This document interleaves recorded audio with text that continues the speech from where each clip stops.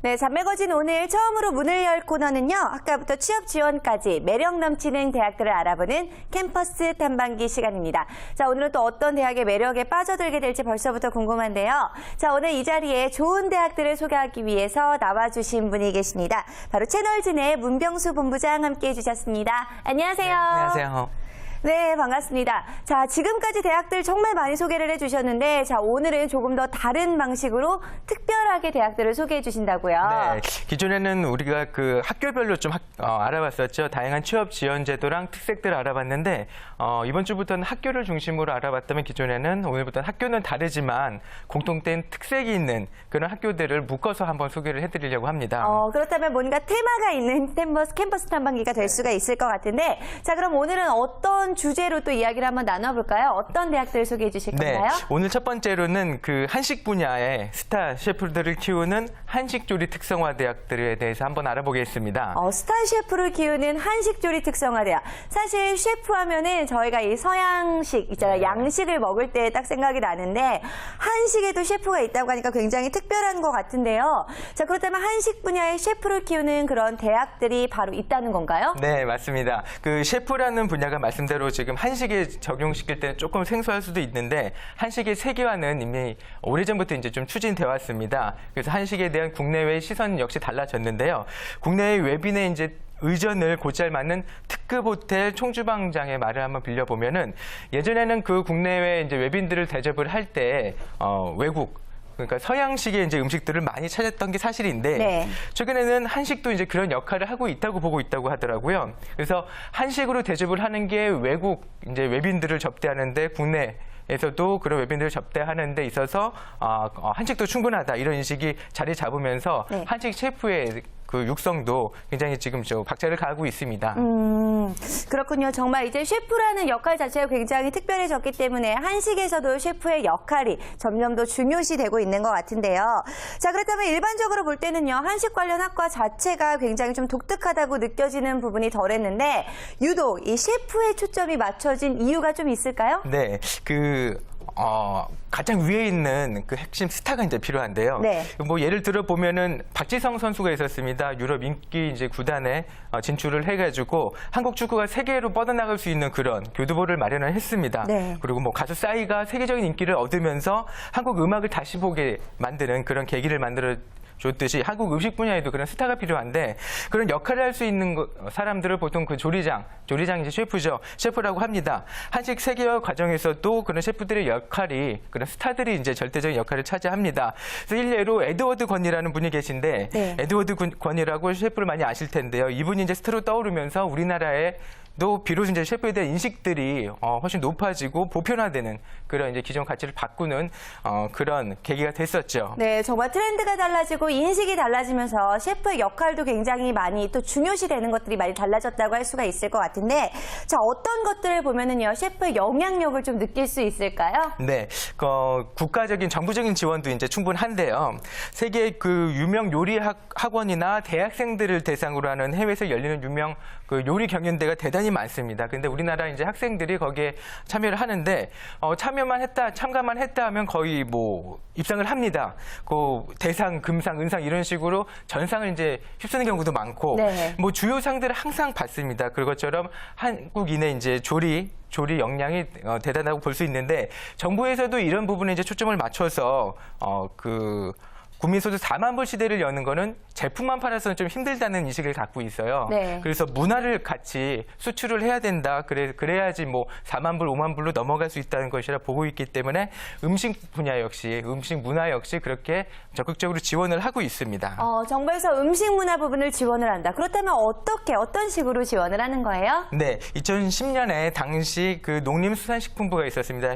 현재는 농림축산식품부로 바뀌었죠. 이 농림수산식품부가 스타 셰프를 키우는 그런 정부 지원의 중심이 있었습니다. 네. 그래서 2010년에 전국 대학 한식 조리 시스템이 좋은 대학 중에서 2개 학교를 지정해서 선정을 했는데 네. 첫 번째는 이제 전북 전주시에 있는 전주대학교, 두 번째는 대전시에 있는 우송대학교를 그렇게 선정을 합니다. 그래서 적극적으로 지원하겠다 그렇게 약속을 하고, 그리고 이듬해인 2011년에는 전문대 중에서 인천재능대학교를 추가로 선정해서 적극적으로 지금 이제 지원을 하고 있습니다. 전주대학교, 우송대학교, 그리고 인천재능대학교가 선별이 됐다는 건데요. 자, 이 학교들에게 굉장히 특별한 특징들이 있을 것 같은데 조금 더 중점적으로 알아보도록 하겠습니다.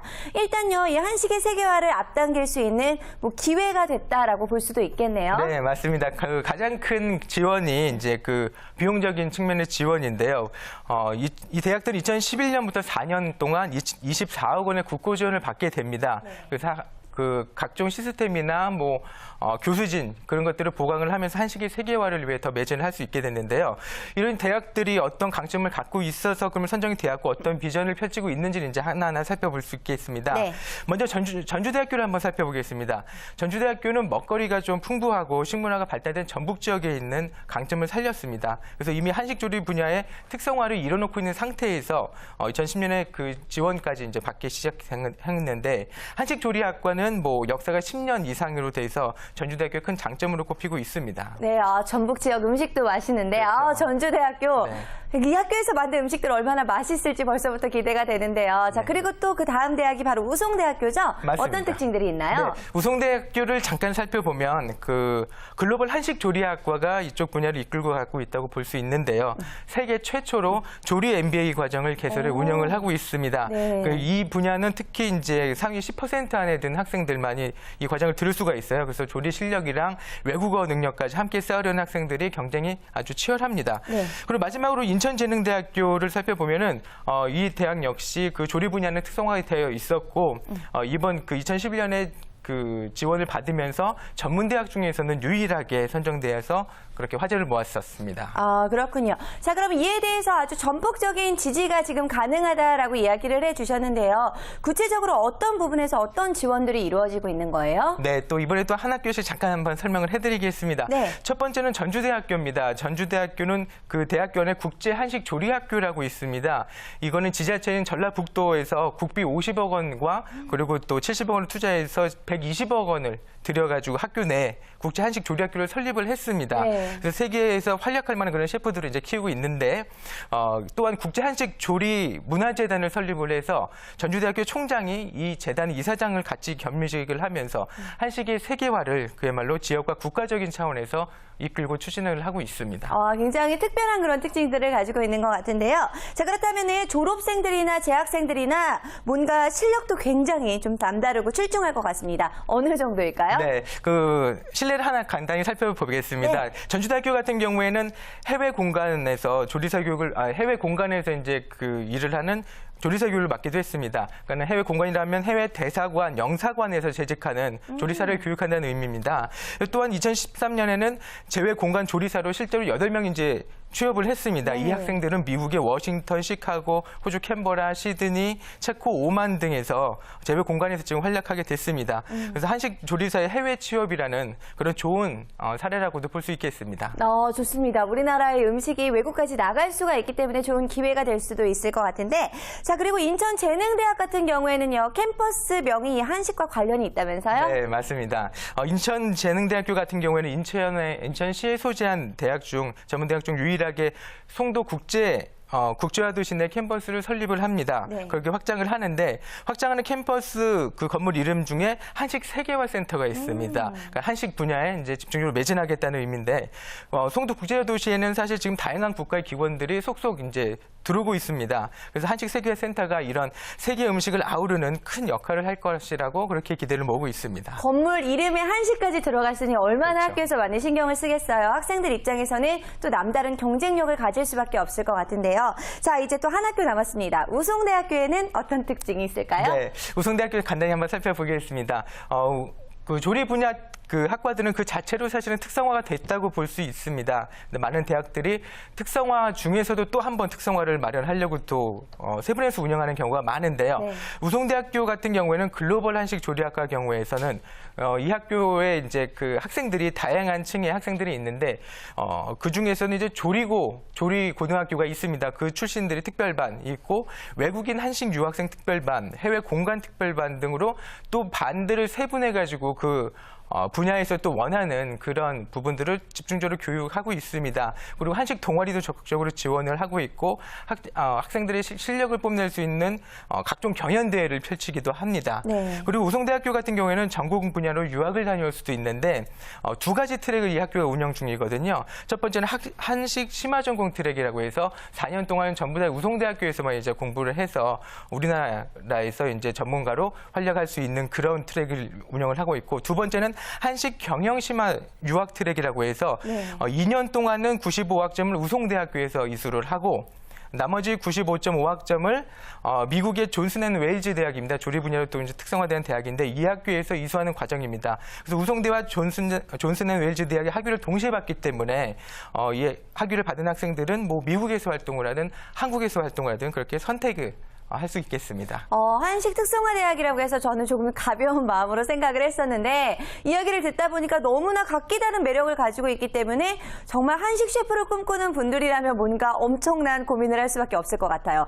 자, 그런데 아무래도 이 음식과 관련된 학과들은 가장 중요한 것 중에 하나가 바로 실습실이 아닐까 싶은데 얼마나 좋은 환경에서 실습을 할 수 있느냐가 학교를 선택할 수 있는 또 하나의 메리트가 될 수가 있을 것 같습니다. 실습실은 어떻게 운영되고 있나요? 지금 대단히 예리한 지적이 그렇죠? 네.